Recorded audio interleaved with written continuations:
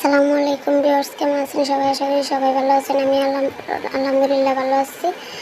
আজকে দেখাবো 8 বছর বয়সী বাচ্চাদের জন্য চুজ পায়জামা কাটিং। তো আমি প্রথমে নিয়ে নিচ্ছি নিচের মোহরা মোড়ানোর জন্য 1 ইঞ্চি। তারপর উপরের বেল্টের কাপড় 5 ইঞ্চি রাখবো। উপরের বেল্ট 5 ইঞ্চি বাদ দিয়ে এখন আমি মেন লম্বা নিয়ে নিচ্ছি। তো এটার মেন লম্বায় সেলোয়ারের মেন লম্বা নেব আমি 28 ইঞ্চি। 28 ইঞ্চি দাগ করে নেব। তার 28 ইঞ্চির সাথে আরও উপরে বেল্টের সাথে জয়েন্ট দেওয়ার জন্য আরও 1/2 ইঞ্চি নিয়ে নেব। তো আমি মোহরা নেব 8 ইঞ্চি। আমার এই সেলোয়ারের মোহরা হচ্ছে 8 ইঞ্চি। 8 ইঞ্চির অর্ধেক নেব। 8 ইঞ্চির অর্ধেক হচ্ছে 4। 8-এর অর্ধেক হচ্ছে 4। তার সাথে আমি আরও 1 ইঞ্চি এক্সট্রা নিয়ে নেব সেলাইয়ের জন্য। তো 1 ইঞ্চি এক্সট্রা সেলাইয়ের জন্য নিয়ে নিব। তারপর নেব আমি সেলাইয়ের লম্বা হচ্ছে 28। 28কে 3 ভাগ করব। 3 ভাগে 1 ভাগ হচ্ছে 9.5।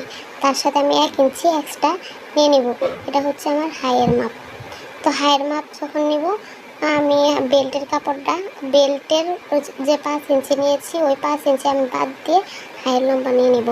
তো আমার হাইয়ের লম্বা হচ্ছে 10.5। 9.5 হয়েছে 3 ভাগের 1 ভাগ লম্বার 3 ভাগের 1 ভাগ 9.5। তার সাথে আরও 1 ইঞ্চি এক্সট্রা যোগ করছি, তা আমার হয়েছে 10.5। তারপর কোমর, এখন আমি কোমর নেব। যেহেতু আমি বেল্টের সাথে আমি নিচের বডির কাপড়টা কুচি দিব, তার জন্য আমি কাপড়ের বহর যা আছে তার থেকে 2 ইঞ্চি বাদ দিয়ে সম্পূর্ণ বহর নিয়ে নিব।